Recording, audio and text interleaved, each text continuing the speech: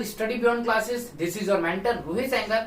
आज हम पढ़ने वाले हैं heating effect of current. But before starting that you have to understand a little concept of heating, that is the electric power. तो उससे पहले देखेंगे इलेक्ट्रिक पावर क्या होती है। So starting with electric power. Okay, तो इलेक्ट्रिक पावर क्या होती है। देखिए, आपने 9th क्लास में पढ़ा था अबाउट पावर। मान लीजिए मैंने किसी काम को किया, the capacity of doing work, that is called power. मैंने किसी काम को किस पोटेंशियल के साथ किया है उसको कहते हैं पावर। अब इसे इलेक्ट्रिक पावर है, मतलब इलेक्ट्रिक वर्क हुआ है, किस पोटेंशियल से हुआ है उसको हम कहते हैं electric power. The rate of doing electrical work, the rate, definition लिखिए इसके आप parallel, the rate of doing electrical work is called electric power. Okay, you have to write the electric power. Electric power. तो हमने देख लिया electric power क्या होती है। अब पावर है तो what is the formula for it. We have formula equals to power equals to work upon time. ना, अब यही टॉपिक है इलेक्ट्रिक पावर, बट मैंने कहा था we are starting we will deal with the heating effect of current, क्योंकि जब तक पावर नहीं होगा जब तक आपको हीटिंग इफेक्ट नहीं मिलेगा। इतनी बात समझ में आई। तो ये तो हो गई डेफिनेशन पावर की, इक्वेशन 1। ओके, अब यहीं पैरेलल हम डेरिवेशन स्टार्ट करेंगे एक चीज का जो बहुत ही ज्यादा इंपॉर्टेंट है। या तो आप पैरेलल इसको लिख लीजिए, या तो ये तो हो गया पावर का फॉर्मूला। ठीक, अब देखिए पावर है तो power equals to, this is work. Work की एसआई यूनिट क्या होती है, हम निकाल रहे हैं SI unit of power. Got it. तो वर्क की एसआई यूनिट क्या होती है, पावर इक्वल्स टू, वर्क की एसआई यूनिट होगी जूल पर सेक। वर्क की SI unit joule per sec. और ये जूल साहब ने दिया था वर्क का कॉन्सेप्ट, और ये जूल पर सेक आप भी जानते हैं, इसको कहते हैं वॉट। तो पावर की एसआई यूनिट क्या है आपके पास, पावर की एसआई यूनिट है वॉट। इतनी बात समझ में आ गई आपको। अब सबसे इंपॉर्टेंट चीज है, या तो आप बोल लीजिए वॉट या तो बोलिए joule per second. If someone ask you कि डिफाइन 1 वॉट, डिफाइन 1 वॉट, तो 1 वॉट कैसे डिफाइन करेंगे आप। The 1 watt of a power is defined as when a unit joule of work done is in a unit second, when a unit joule of work done is in a unit second. भाई जब unit joule work होगा कितने second में, in unit second, तो उसको हम बोलेंगे 1 what. आप ध्यान रखिएगा एग्जाम में अक्सर डिफाइन पूछा जाता है एसआई यूनिट को। हमने एम्पियर भी देखा था, हमने प्रीवियस वीडियो में 1 एम्पियर देखा था, हमने 1 वोल्ट देखा था, ठीक, हमने 1 ओम देखा था। एक ये नया आया अपने पास 1 वॉट। तो कर लेंगे सबकी definition, you have to make it. आपको बनानी है खुद, रटना नहीं है, वो टाइम गया। अब आपको खुद की लैंग्वेज पे फोकस करना है और शुरू से ही फोकस करना है। ठीक, now moving to the most important आपका जो है that is the heating effect of current. ना, अभी हमने जस्ट डिस्कस किया था power. Power is what, power is equal to P equal to W by T, the rate of doing electrical work. Electrical work किस rate में किया हमने, कितना टाइम लिया है एक वर्क को करने में, एक जूल ऑफ वर्क, उसको हम कहते हैं इलेक्ट्रिक पावर। सिंपल सी definition, the rate of doing work. तो वो है आपकी क्या, electric power.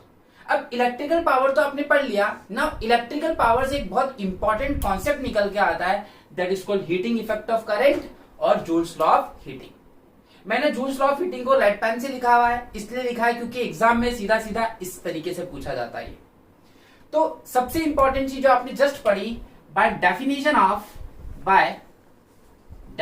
Of power. Okay, power क्या होता है? P equals to W by T। इतनी बात समझ में आई आपको अच्छे से?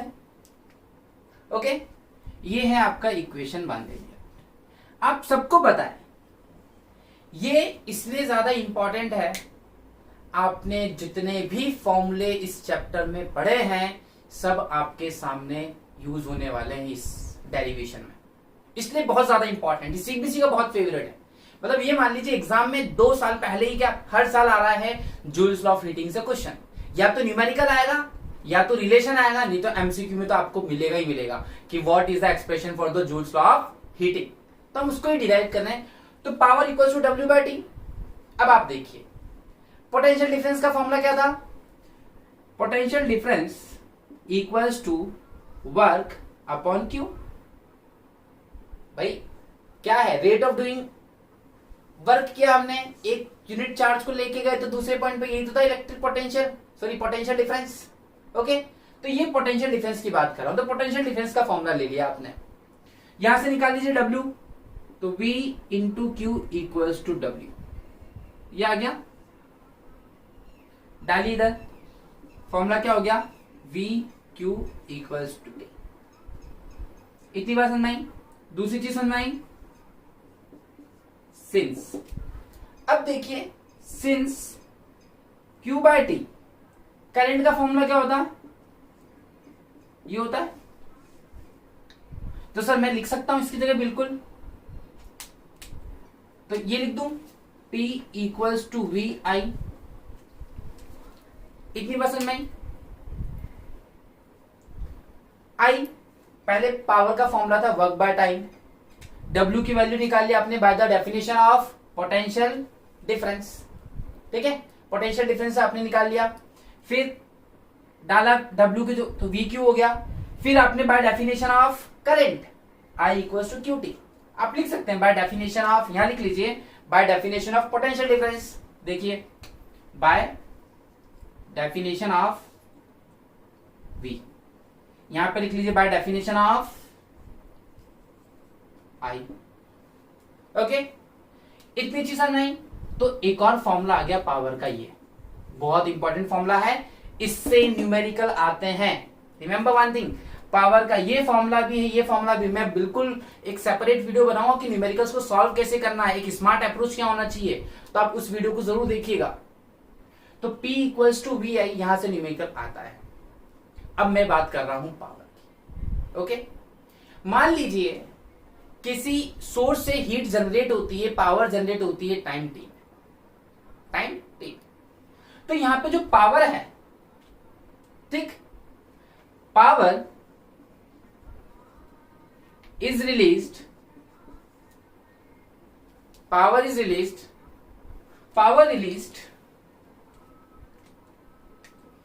Released in time t is equal to heat। भाई पावर किसके इक्वल है? पावर हीट के इक्वल है टाइम t में। तो मैं सीधा सा बोलूं, जो यहां था since P into T, power के फॉर्मूले को हमने T से इंटू किया, Q इंटू किया, समझ में आया? और पावर कुछ नहीं है, पावर किसके इक्वल है? हीट के। तो मैं पावर की जगह क्या लिख रहा हूं? Heat, H V I into T. T क्यों लिखा? ये बात समझ में आई अच्छे से? नहीं समझ में आई तो फिर सुनिए। पावर रिलीज हुई होगी टाइम टी में, तो हमने मान लिया टाइम टी। इतनी बात समझ में आई? अब देखिए, सिंस ये जो V है, एक फॉर्मूले से V निकल के आता है, कौन सा फॉर्मूला है? By Ohm's law. Ohm's law, V क्या होता है? IR। इसको इक्वेशन दे दीजिए 4th,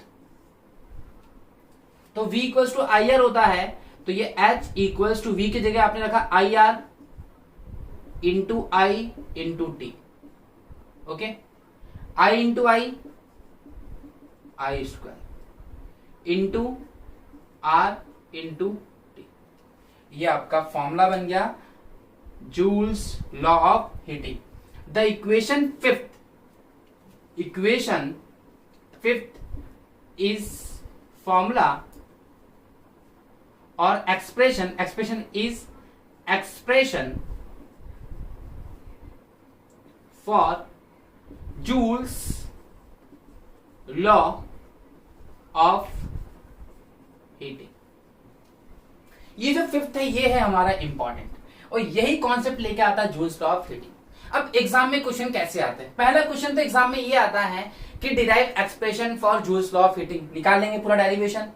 बहुत इंपॉर्टेंट है, 3 मार्क्स से कम नहीं मिलेगा आपको. ये इंपॉर्टेंट क्यों है? देखिए, पावर का फॉर्मूला लग गया, पोटेंशियल डिफरेंस का फॉर्मूला लग गया, करंट का फॉर्मूला लग गया, ओम्स लॉ लग गया, सारी चीजें तो लग गई. तो जूल्स लॉ ऑफ हीटिंग क्या है आपके पास? H equals to I square into R into T. Simple सा एक्सप्रेशन है. यहां से न्यूमेरिकल्स आपको मिलेंगे एग्जाम में. आई एम डैम श्योर कि सीबीएसई यहां से कुछ पूछे नहीं पूछे, आपके स्कूल के प्री बोर्ड्स में आप देखिएगा, बहुत सारी बुक्स पढ़ेंगे, वहां से न्यूमेरिकल पक्का आना है. अब ये चीज काम कैसे करती है? मतलब जो हीट है वो डायरेक्टली इसके प्रोपोर्शनल है. अभी हम डिस्कस करते हैं इसको. Now from the equation fifth it is clear that H equals to I square into R into T. ये इक्वेशन फिफ्थ थी आपकी, और ये था Joule's law of heating. Okay, Joule's law of heating आपने ऑलरेडी लिख रखा है, मैंने वापस से इसको सिस्टमैटिक मैनर में. Now from the equation fifth it is clear that H equals to I square into I into T. मैंने क्या कहा? ये है आपका जूल्स लॉ ऑफ हीटिंग. ये जूल्स लॉ ऑफ हीटिंग बहुत ही इंपॉर्टेंट है. इतना इंपॉर्टेंट है कि आपको एग्जाम में मिलने वाला है, बोर्ड एग्जाम से पक्का मिलेगा, ये मेरी गारंटी है.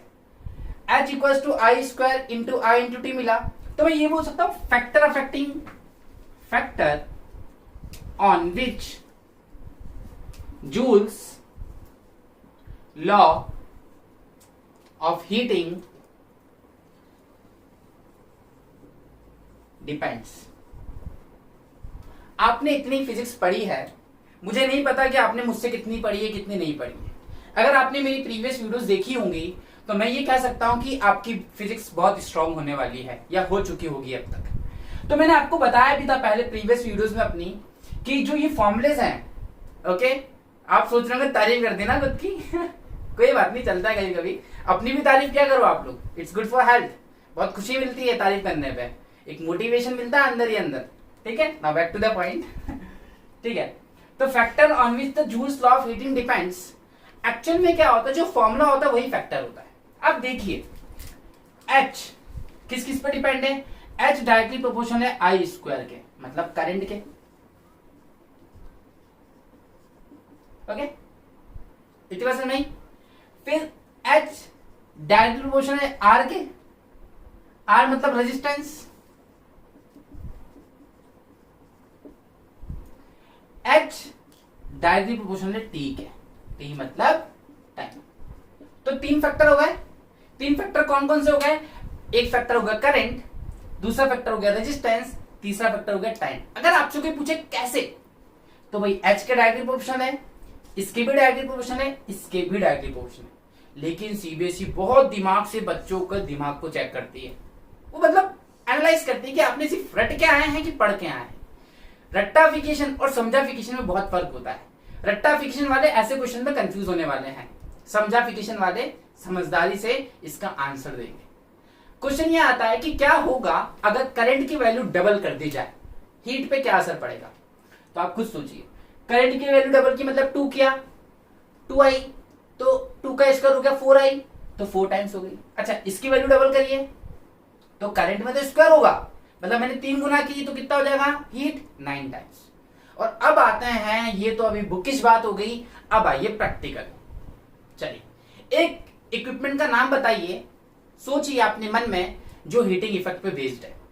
मुझे पता है आपकी सोच प्रेस से ज्यादा दूर नहीं जाएगी और बॉयलर से ज्यादा दूर नहीं जाने वाली. जो रॉड होती है पानी गर्म करने की, और किसी की अगर सोच हीटर पहुंच गई और ओवन पहुंच गई तो बधाई हो, आप बधाई के पात्र हैं कि आपने बहुत अच्छी और महंगी सोच रखी है. बाकी अपन तो भाई प्रेस वाले हैं, मस्त प्रेस सोच लिया काफी है।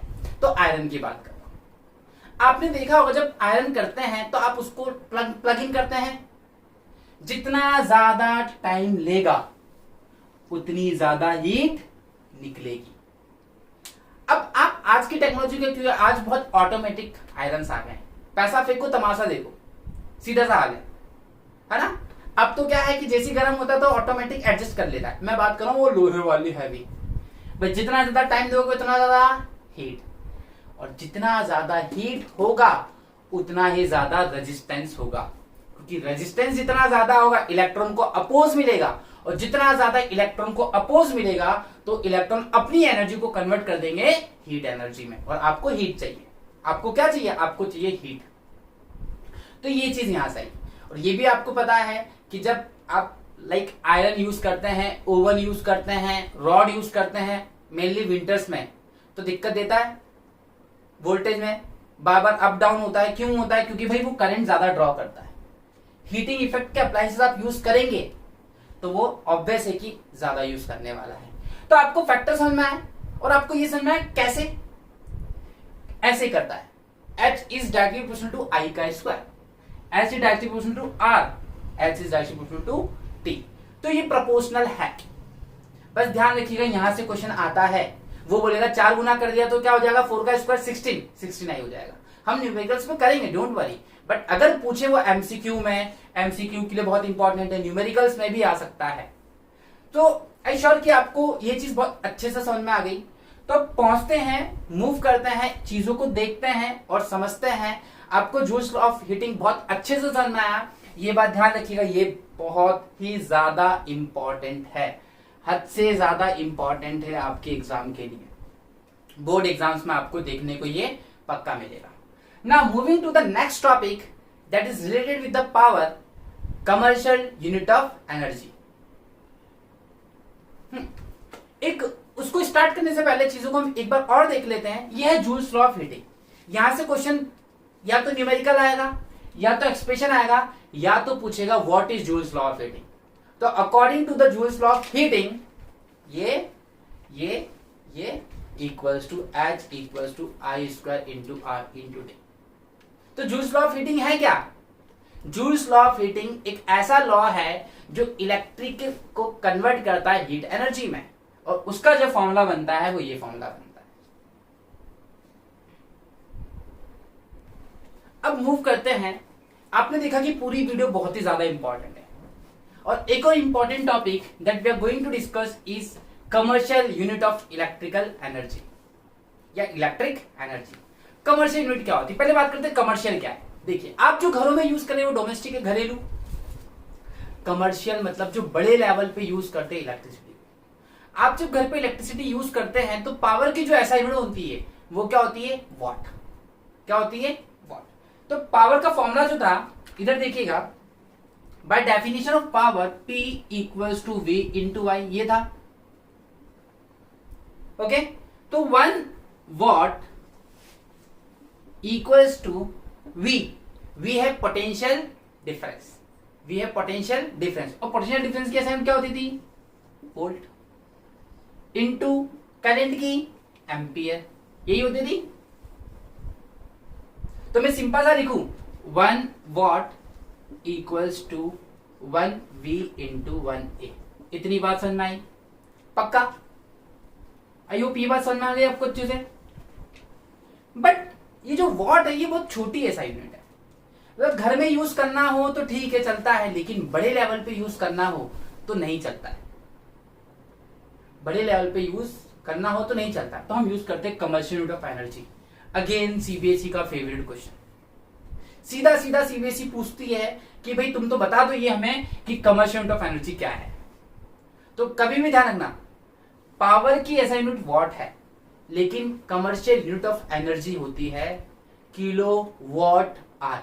9th क्लास में आपने पढ़ा होगा, 9th क्लास में आपने पढ़ा होगा। ओके, तो मैं बात कर रहा हूं 1 वॉट की। तो 1 watt equals to 1 VA, volt ampere, volt into ampere, ठीक। अब मैं इसको कन्वर्ट कर रहा हूं 1 किलो वॉट। किस में कन्वर्ट कर रहा हूं 1 किलोवाट। अच्छा मैं किलोवाट में कन्वर्ट कर रहा हूं तो किससे मल्टीप्लाई करूंगा, ऑब्वियस सी बात है किलो से कर दूं, और किलो मतलब क्या होता है 1000, तो मल्टीप्लाई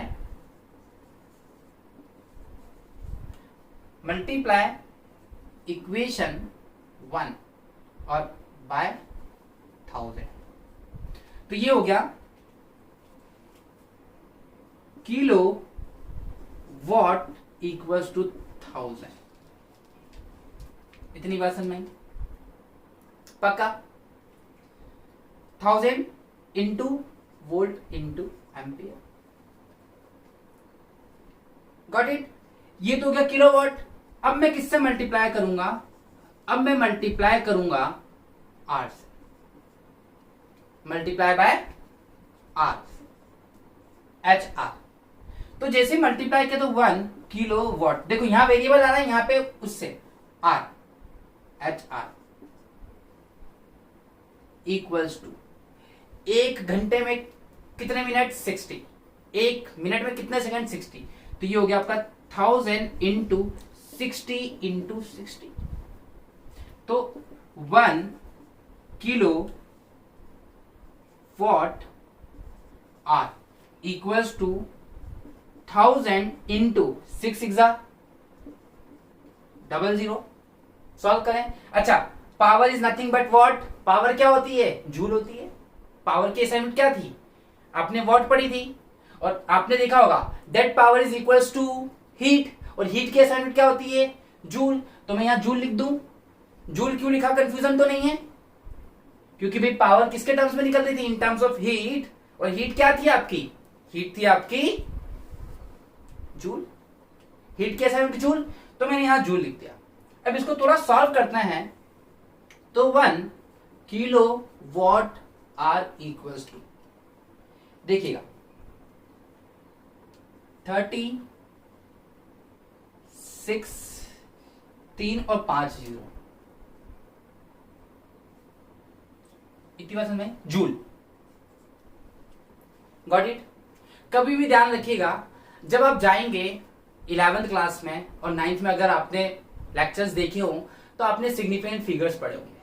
हर चीज को लिखने का स्टैंडर्ड तरीका होता है, तो यहां पे जो स्टैंडर्ड तरीका आप ध्यान रखिएगा, कभी भी कितनी बड़ी वैल्यू हो हमेशा डेसिमल 1 डेसिमल के बाद आता है, 1 डिजिट के बाद आता है।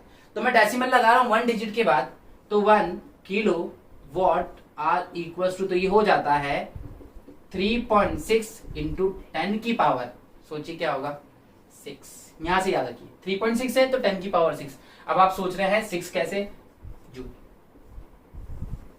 अगर आपने देखा हो जब हम डेसिमल लगाते हैं तो पावर बढ़ती है, पता है आपको अच्छे से।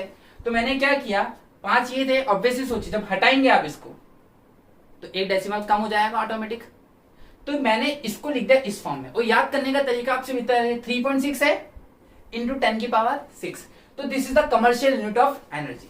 ये जो है the value of, this is the value for commercial unit of energy.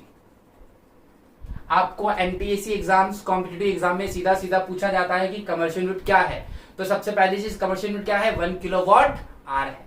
फिर आपसे पूछा जाता है इसकी वैल्यू बताइए साहब, तो इसकी वैल्यू है 3.6 इंटू 10 की पावर 6। तो in this video we have discussed most important topic for the board exams.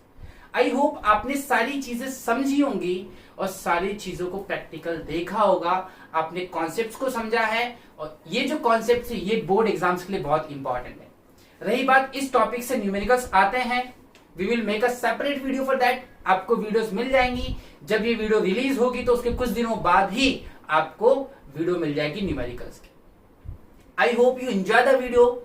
Please don't forget to subscribe and like our channel, and most important thing कि आपके वैल्यूएबल कमेंट्स करिए, और अगर कोई चीज आपकी डिमांड है कोई भी, तो आप कमेंट बॉक्स में लिख सकते हैं। Thanks for watching, thank you.